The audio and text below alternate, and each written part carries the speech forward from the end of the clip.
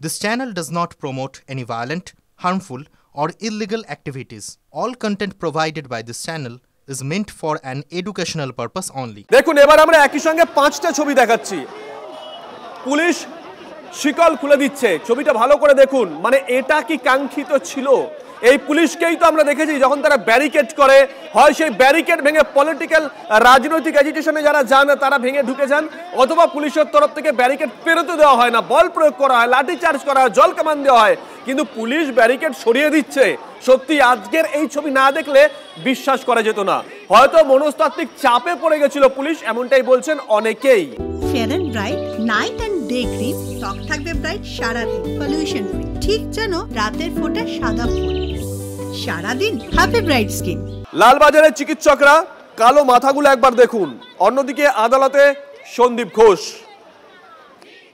সন্দীপ ঘোষকে আজকে যখন আদালতে পেশ করা হচ্ছে তখন সেখানে তাকে দেখে চোর চোর স্লোগান ওঠে।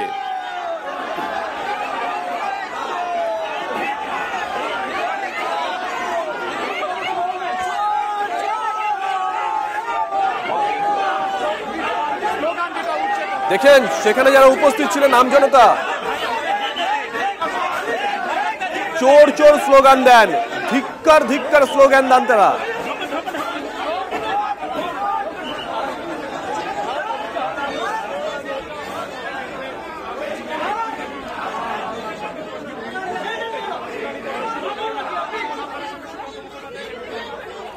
এই মুহূর্তে আমরা দুটো ছবি একসঙ্গে দেখাচ্ছি।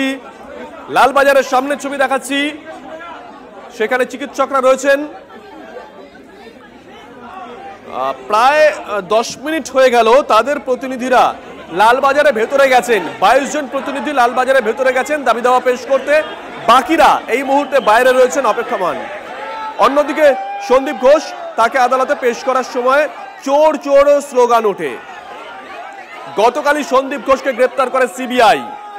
একটা দীর্ঘ সময় আমরা দেখেছিলাম, প্রায় 12 দিন 14 দিন ধরে সন্দীপ ঘোষ বাড়ি থেকে বেরোতেন, তিনি যেতেন সিজিও কমপ্লেক্সে, 12 ঘন্টা 14 ঘন্টা 15 ঘন্টা পর তিনি বাড়িতে ফিরতেন, কার্যত রুটিন হয়ে দাঁড়িয়েছিল।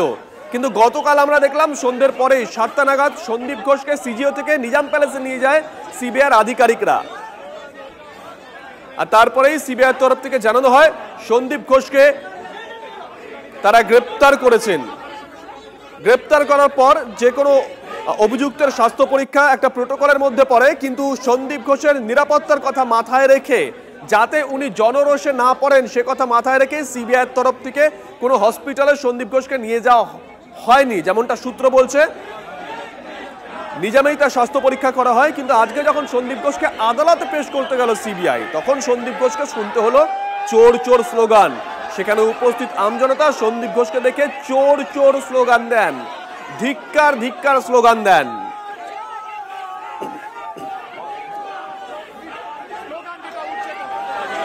দুটো ছবি, প্রথম ছবি লালবাজারের সামনে। লালবাজারে ভেতরে গেছেন চিকিৎসকদের 22 জনের একটি দল, 22 জন প্রতিনিধি গেছেন, তারা সেখানে তাদের দাবি দাওয়া পেশ করবেন। বাকিরা বাইরে দাঁড়িয়ে আছেন, অপেক্ষায় রয়েছেন তাদের সহকর্মীরা, তাদের সাথীরা কখন আসবেন, কি কথা হলো।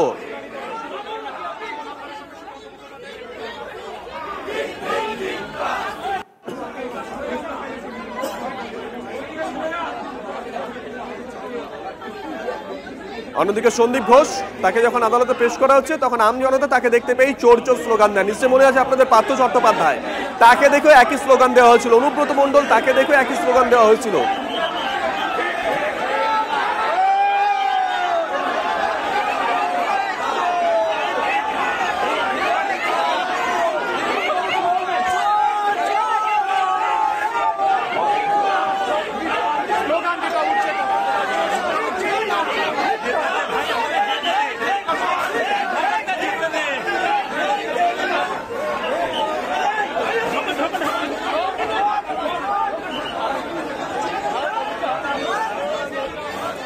লালবাজার চত্বর থেকে আমাদের সঙ্গে রয়েছেন আমাদের সহকর্মী সায়ন্ত। সায়ন্ত, তোমার সঙ্গে সকাল থেকেই কথা হচ্ছে। দেখো, আমজনতা তারা কিন্তু একটু উষ্মা প্রকাশ করেননি, সকাল থেকে একটু বিরক্তি প্রকাশ করেননি, বরং যতবারই তাদের সঙ্গে তোমরা কথা বলেছো তারা জানিয়েছেন চিকিৎসকদের এই আন্দোলনকে তারা সমর্থন করছেন। এখনো দেখতে পাচ্ছি প্রচুর মানুষ সেখানে জড়ো হয়েছেন, প্রচুর আমজনতা। সায়ন্ত,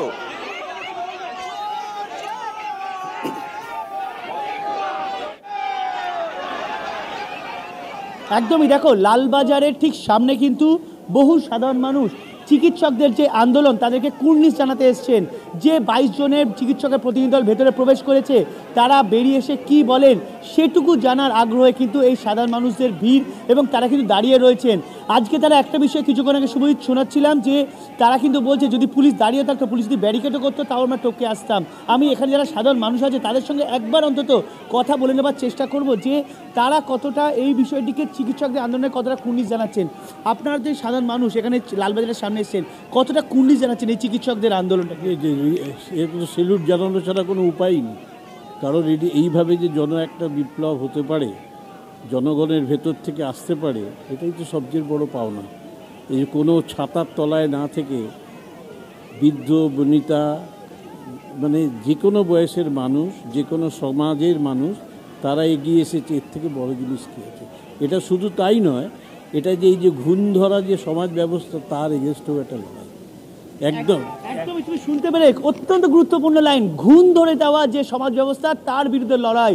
সাধারণ মানুষের মুখ থেকে এই ধরনের বক্তব্যই কিন্তু আশা করেন জুনিয়র চিকিৎসকরা যারা আন্দোলন করছে। গতকাল সারা দিন আন্দোলন করেছেন, ঝড় বৃষ্টিকে তারা মানেনি, তারা কোনো রকম পুলিশের বাধা মানেনি, তারা সেখানে বসে থেকেছেন রাতভর, স্লোগান তুলেছেন, গান গেয়েছেন এবং তিলোত্তমাকে যারা ধর্ষণ এবং খুন করেছে তাদের বিচারের দাবিতে সরব হয়েছেন।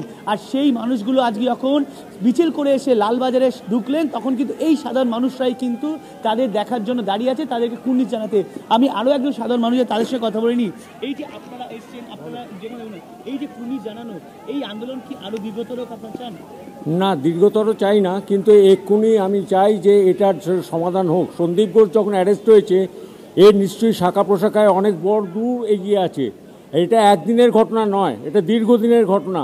আমার মনে হয় এটা 2010-11 সাল থেকে এই ঘটনাটা চলছে, কিন্তু মানুষ আজকে বুঝেছে তিলোত্তমা চলে যাওয়ার পর, এবং তিলোত্তমা কিছু জেনে গেছিল, যার জন্যই এটা কিন্তু বিশাল আকারে বাইরে প্রচার হবে, তার জন্যই তাকে এবার শেষ করে দেওয়া। এবং তিলোত্তমা চলে যাওয়া মানে আমার ঘরের একটি মেয়ে চলে যাওয়া, আমার ঘরেও একটা সন্তান আছে, আমার মেয়ে আছে। এইভাবে যদি দিনের পর দিন ধর্ষণ হয় আর এইভাবে যদি মানুষ মরে যায়, মানুষের তাহলে নিরাপত্তা কিভাবে দিচ্ছে প্রশাসন জায়গা থেকে? এটাই আমাদের বলার বক্তব্য। তুমি শুনতে পেলে যে প্রত্যেকটা মানুষের মধ্যে কিন্তু একই বক্তব্য, নিরাপত্তা কোথায়? যদি তিলোত্তমার মতো একজন ডাক্তারি ছাত্রকে তার কর্মস্থলে খুন হতে হয়, ধর্ষণ হতে হয়, ব্রুটালি রেপ এন্ড তোমার কথা প্রসঙ্গে সৌরভের কাছে একটু যাই। সায়ন্ত, তুমি যার সঙ্গে কথা বললে তিনি তার ঘরের মেয়ের সঙ্গে রিলেট করলেন তিলোত্তমাকে। এই রিলেটটা তিনি একা করছেন না, এই রিলেটটা অনেকেই করছেন, একই কথা বলছেন তারা।